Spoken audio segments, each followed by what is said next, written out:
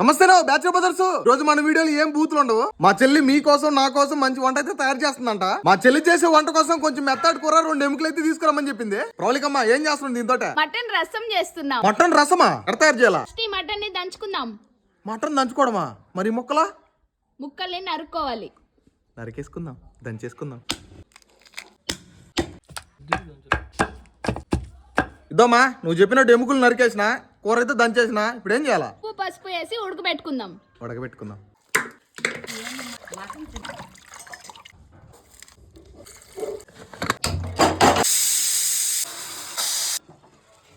Mutton బాగా ఉడికిపోయింది. ఇప్పుడు పక్కన పెట్టి రసం స్టార్ట్ చేద్దాం. కరివేపాకు వేసుకుందాం. దంచుకున్న తెల్లగడ్డ, మటన్ ముక్కలు వేసుకుందాం.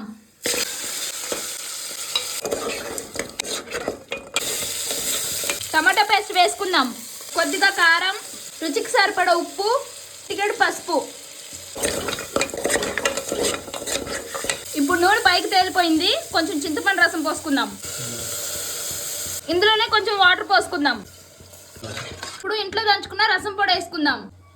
ఇప్పుడు మూత పెట్టుకుని రసం కొంచెం పొంగనించుకుందాం.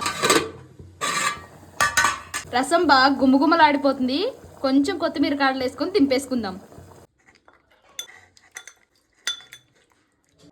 అన్నా, ఇద్దరు నీకోసం చేసిన రసం వేడి వేడి అన్నం వేసుకొని మొత్తం కుమ్మేసాయి. కుమ్మేస్తా. అబ్బా, మా చెల్లి చేసిన మటన్ రసం అయితే గుమ్మగుమ్మలాడిపోతుంది.